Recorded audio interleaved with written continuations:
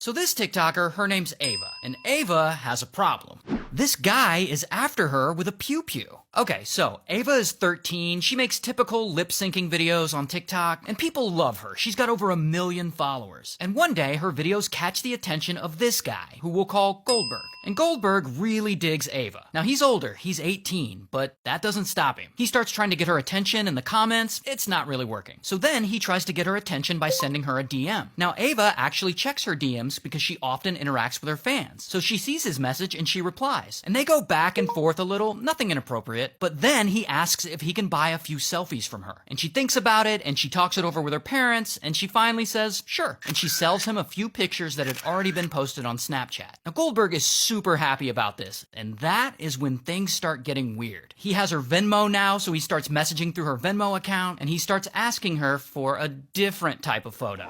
And she's like, ew, no, and she blocks him on all platforms. Oh, but that doesn't stop Goldberg. He searches around and he finds Ava's classmates from school, and he reaches out to them, and they agree to sell photos of Ava to him. Photos that I assume were already public. But they also allegedly sell him Ava's phone number. So now Goldberg has her number, and he starts texting her, and he begs her to unblock him. But she won't do it. So he sends her $600 through Venmo, and he tells her it's all the money he has. But Ava is not giving in. Now at this point, things are getting a little out of hand, and she's getting scared. So she tells her dad, this guy, who we'll just call Dad. Now, Dad is a retired police lieutenant, and he is not going to put up with this nonsense. So Dad sends a strongly worded text message to Goldberg, basically telling him, don't contact my daughter again. And Goldberg gets that text, and he's heartbroken, and he's pissed off, but Dad isn't too worried about Goldberg. They live in Florida. Goldberg lives in Maryland, so they're not even remotely close. Everything's going to be fine.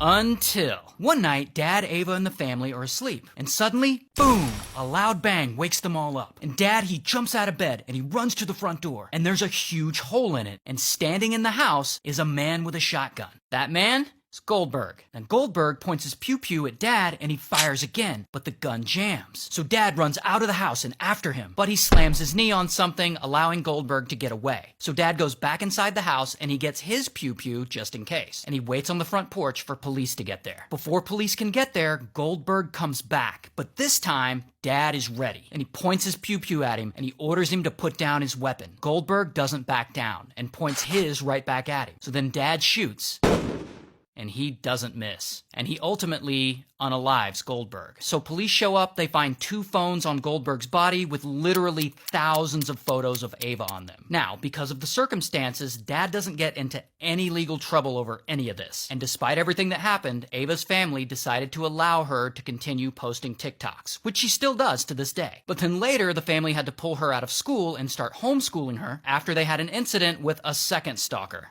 Yikes. And all this happened in Naples, Florida, so shout out to Florida.